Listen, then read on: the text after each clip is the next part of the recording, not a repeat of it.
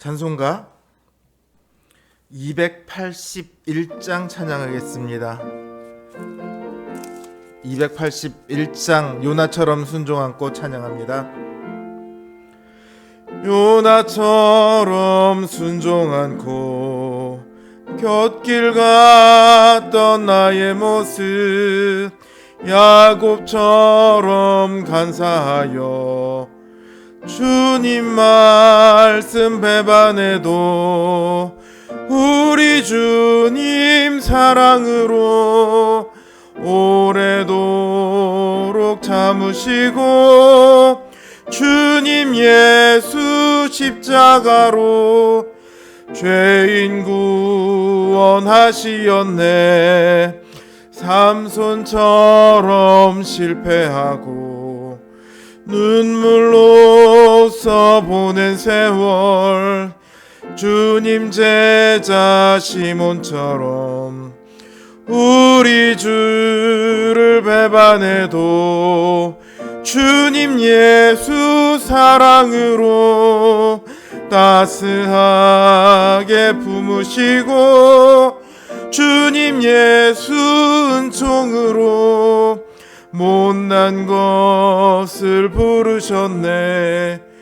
바울처럼 주님 위해 모든 것을 버리고서 저 주신 은총으로 죽음에서 살았으니 남은 생에 주의 영광 말씀으로 승리하여 성령님의 인도 따라 온몸으로 섬기리라.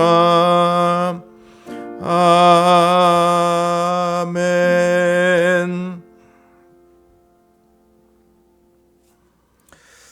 279장 한 장 더 찬양합니다.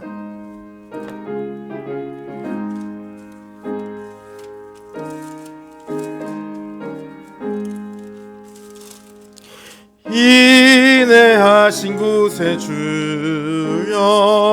내가 비오니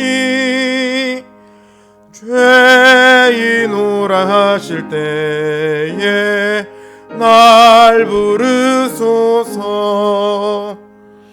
주여 주여 내가 비오니 죄인오라 하실 때에 날 부르소서. 자비하신 보좌 앞에 꿇어 엎드려 자복하고 회개하니 믿음 주소서. 주여 주여 내가 비오니 죄인오라 하실 때에 날 부르소서. 주의 공로 의지하여 주께 가오니 상한 마음을 고치시고 구원하소서. 주여 주여 내가 비오니 죄인오라 하실 때에 날 부르소서.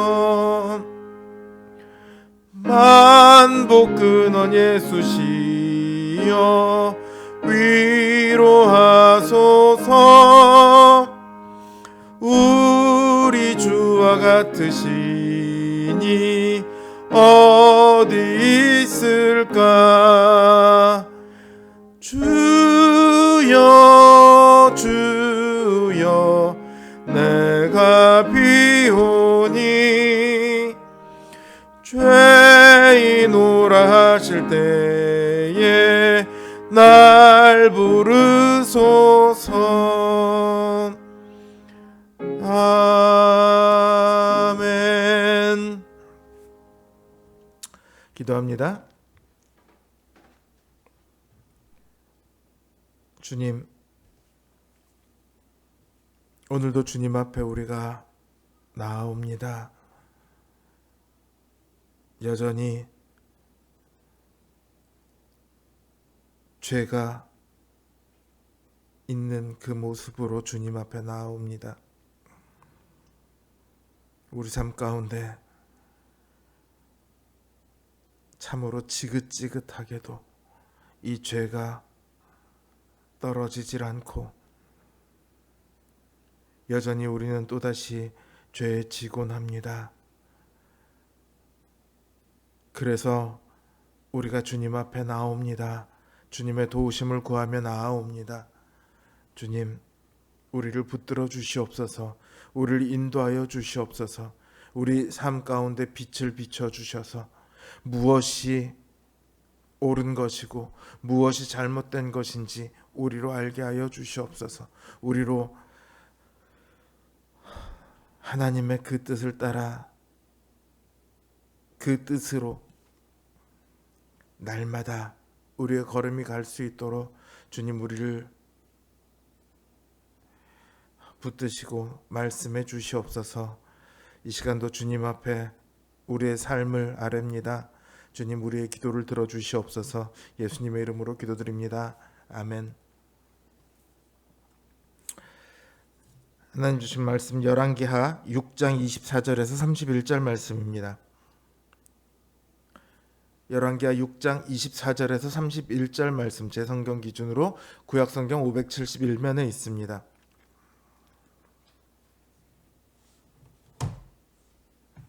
(6장 24절에서 31절) 말씀 제가 받들어 읽겠습니다. 이후에 아람 왕 베나닷이 그의 온 군대를 모아 올라와서 사마리아를 애워싸니 아람 사람이 사마리아를 애워싸므로 성중이 크게 줄여서 나귀 머리 하나에 은 80세겔이요 비둘기 똥 4분의 1갑에 은 5세겔이라 하니 이스라엘 왕이 성 위로 지나갈 때 한 여인이 외쳐 이르되 나의 주 왕이여 도우소서. 왕이 이르되 여호와께서 너를 돕지 아니하시면 내가 무엇으로 너를 도우랴? 타작마당으로 말미암아 하겠느냐? 포도주 틀로 말미암아 하겠느냐 하니라. 또 이르되 무슨 일이냐 하니 여인이 대답하되 이 여인이 내게 이르기를 내 아들을 내놓아라. 우리가 오늘 먹고 내일은 내 아들을 먹자 하매 우리가 드디어 내 아들을 삶아 먹었더니 이튿날에 내가 그 여인에게 이르되 내 아들을 내놓아라. 우리가 먹으리라 하나 그가 그의 아들을 숨겼나이다 하는지라. 왕이 그 여인의 말을 듣고 자기 옷을 찢으니라. 그가 성 위로 지나갈 때 백성이 본즉 그의 속살에 굵은 배를 입었더라. 왕이 이르되 사밧의 아들 엘리사의 머리가 오늘 그 몸에 붙어 있으면 하나님이 내게 벌 위에 벌을 내리실지로라 하니라. 아멘.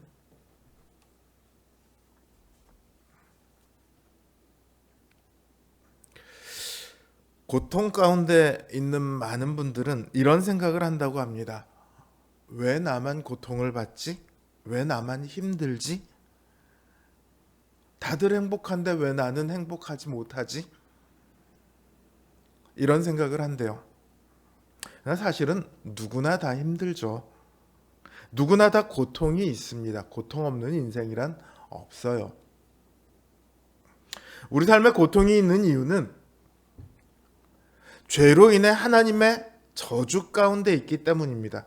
처음에 하나님께서 만물을 창조하시고 사람을 창조하셨을 때 그 에덴 동산에서는 고통이 없었습니다. 모든 것이 다 풍족했고요. 슬퍼할 일도 괴로워할 일도 없었습니다. 그러나 죄로 인해 에덴 동산에서 쫓겨날 때 사람뿐만 아니라 만물이 다 저주를 받았어요. 죽음이 들어옵니다. 질병이 생겨납니다. 자연재해가 일어나고요. 사람 사이에도 갈등이 생겨나고 범죄가 일어납니다. 좀 더 크게 가면 전쟁도 일어나죠. 이 모든 것들이 죄로부터 시작된 고통들입니다. 모든 이들은 이 죄 아래에서 고통을 받으며 살아갑니다. 그렇다면 신자는 어떨까요? 신자들은 예수 그리스도를 믿고 하나님의 진노에서 풀려난 사람들입니다. 그렇다면 고통에서도 풀려나야 마땅하지 않을까요? 하지만 신자의 삶에도 여전히 고통이 있습니다. 성경은 신자의 삶에 수없이 많은 고난이 있다라고 얘기를 합니다. 신자의 삶에는 왜 이런 고통이 있을까요? 신자에게 오는 고통은요, 크게 세 가지로 구분해 볼 수 있습니다. 첫 번째는 징계가 있고요. 두 번째는 죄가 없이 받는 고난이 있습니다. 세 번째는 심판이 있어요. 오늘은 그 중에서 징계에 대해 생각해 보고자 합니다. 우리는 예수 그리스도를 믿고 죄의 사슬에서 풀려났음에도 불구하고 여전히 죄를 짓습니다. 어쩌다 보니 죄를 짓거나 혹은 몰라서 죄를 짓는 경우도 분명히 있습니다만, 우리가 행동하는 그 시점에 이미 죄인지를 알면서도 죄를 지을 때가 의외로 굉장히 많이 있습니다. 죄인 줄 알면서도 눈이 어두워져서 혹은 탐욕에 사로잡혀서 죄를 행합니다. 하나님의 말씀을 거역하죠. 하나님은요, 거기에 대해서 책임을 물으십니다. 오늘 본문 역시 이스라엘의 그런 행동에 대해서 하나님께서는 반응을 하고 계세요. 아람 왕 베나다시요, 군사를 몰고 와서 사마리아를 에워쌉니다. 시간이 지나가니까 먹을 것이 없어요. 그러다 보니 성내에 먹을 것이 없다 보니까 어떻게 됩니까? 아주 조금만큼의 음식도 굉장히 비싼 값을 줘야지 사 먹을 수 있습니다. 우리 집에만 먹을 게 없는 게 아니라 온 성에 먹을 게 없어요. 이스라엘 왕이 이렇게 성벽을 지나가는데 한 여인이 그 앞에 나와서 외칩니다. 왕이여, 나를 도와주소서. 이 말을 듣고 왕은 제일 먼저 무슨 생각이 들었을까요? 왕이여 도와주소서 하면 당연히 먹을 걸 달라고 하나 보다, 그렇게 생각하지 않을까요? 왕이 뭐라고 하냐면, 내가 너를 어떻게 도울 수 있겠느냐? 내 타작마당에도 먹을 게 없고 내 포도주 틀에도 포도주가 없으니 내가 너를 어떻게 도울 수 있겠느냐? 여호와가 아니면 나는 너를 도울 수가 없다. 이렇게 말을 합니다. 이 말을 보면 이 왕이 여호와 하나님을 의지하는 것 같잖아요. 그게 아니에요. 왜 그게 아니라고 말하냐 하면 이 다음을 보시면 압니다. 왕이 무슨 일이냐고 물어요. 여인이 말합니다. 지금 먹을 게 없으니까 옆집 여인이 와서, 야, 오늘은 네 아들 잡아먹고 내일은 내 아들 잡아먹자. 그래? 좋아. 그러고 오늘 내 아들을 잡아먹었어요. 다음 날이 됐어. 이제 배가 고프니까 그 여인의 아들을 잡아먹을 차례가 됐죠. 야, 네 아들을 데려와라. 우리가 잡아먹자. 그랬더니 그 여인을 숨기고 그 여인이 아들을 숨기고 내놓지를 않아요. 이게 억울하고 분해서 지금 왕 앞에 나온 거예요.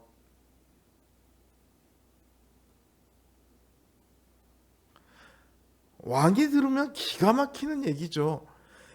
그 여인이 지금 거짓말을 했든지 사기를 쳤든지 그게 중요한 게 아니잖아요. 자기의 아들들을 잡아먹었다는 게 제일 큰 문제 아닙니까? 자식을 잡아먹어 놓고는 왕에게 와서 한다는 소리가, 저 여인이 나한테 사기쳤어요, 이러고 있죠. 왕이 분노해서 자기 옷을 찢습니다. 분노해야죠. 누구한테 분노해야 됩니까? 그 여인한테 분노해야 되나요? 근데 이 왕이 누구한테 분노하냐면 뭐라고 말합니까? 엘리사의 머리가 오늘 그 몸에 붙어 있으면 하나님이 내게 벌 위에 벌을 내리실지로다. 엘리사를 죽이겠다는 거예요. 왜 엘리사를 탓합니까? 엘리사가 병사를 놓아줘서 아람 왕이 그 병사를 끌고 왔다, 이렇게 생각한 것 같아요. 사실은 그렇지 않은데, 게다가 엘리사가 자신의 생각대로 말하는 사람이 아니잖아요. 엘리사가 놓아주라고 했으면 그건 사실 하나님께서 하신 말씀이죠. 지금 이스라엘 왕이 사마리아의 고통을 엘리사 탓을 하는 것은요, 사실은 하나님 탓을 하는 거예요. 자기 백성들이 어린 자녀들을 잡아먹고 있는 이 상황이 하나님 때문이라고 생각하는 거예요. 그러니까 하나님께서 도우시지 않으면 내가 어찌 너를 돕겠느냐, 이 말은 하나님을 의지하는 발언이 아니라 이 문제가 하나님으로부터 시작됐으니까 하나님이 해결해야 된다, 이 얘기예요. 하나님을 원망하는 얘기죠. 근데 이게 정말 하나님 때문입니까? 이 고통이 하나님으로부터 왔습니까? 신명기 28장에서 57절을 보면요, 이미 이 상황이 예언되어 있어요. 적군에게 애워싸이고 맹렬한 공격을 받아 곤란을 당함으로 하나님께서 주신 자녀의 살을 먹을 것이고 그 자녀의 살을 누구에게도 주지 않을 것이다, 이렇게 말하고 있어요. 어떻게 하면 이렇게 될 거다라고 말하냐면, 하나님과의 언약을 지키지 않으면 이렇게 될 거다. 이미 모세가 예언했던 거예요. 지금 이스라엘이 당하고 있는 상황이 바로 이 상황이잖아요. 그쵸? 적들이 애워싸서 먹을 것이 없어서 자녀의 살을 먹고 자녀의 살을 남에게 주지 않는단 말이에요.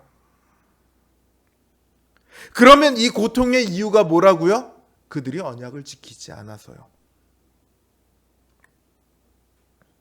이스라엘이 언약을 지키지 않았습니다. 이스라엘 왕도 그 백성들을 언약으로 이끌지 않았습니다. 그럼에도 이스라엘 왕은 자신의 죄가 아니라 오히려 하나님을 탓을 하고 엘리사 탓을 하고 있습니다. 고통이 하나님으로부터 왔다며 하나님을 원망합니다. 하나님의 사람인 엘리사를 죽이려고 합니다. 마치 엘리사를 죽여 없애면 이 고통이 끝나기라도 할 것처럼 엘리사를 죽이려고 굴고 있습니다. 하나님께서 행하신 이 일은요, 이스라엘에게 주신 징계입니다. 징계는 매를 들어서 그 행동을 고치기 위한 사랑의 행위예요. 그래서 히브리서는 징계를 당하는 자는 하나님의 자녀다라고 말을 해요. 징계가 없으면 하나님의 자녀가 아니라고 말을 합니다. 하나님께서는 이 일을 통해서 이스라엘 왕과 이스라엘이 죄를 뉘우치고 다시금 하나님께로 돌아와 언약을 지키기를 원하고 계시는 거예요.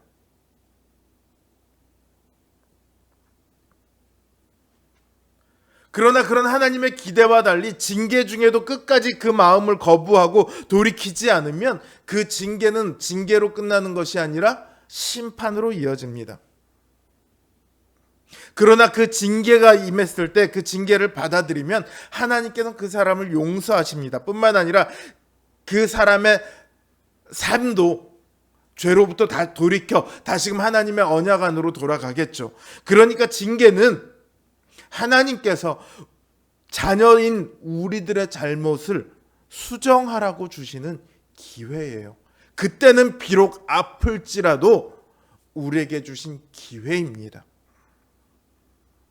우리의 삶 가운데 혹시라도 고통이 닥쳐온다면 그 고통이 징계인가 아닌가를 우리는 돌아보아야 합니다. 살펴봐야 합니다. 내 삶을 살펴봐야 합니다. 우리가 잘못된 길을 가고 있어서 하나님께서 지금 너 거기 글로 가면 안 돼, 거기서 돌이켜, 이러시면서 우리에게 징계를 주고 계신 것은 아닌지 우리는 돌아봐야 해요. 그리고 거기서 길을 돌이켜야 합니다. 오직 하나님의 그 언약 안에만 우리의 생명이 있고 우리의 평안이 있습니다. 우리가 살아가는 날 동안 징계받을 일이 없다면 가장 좋겠지만요,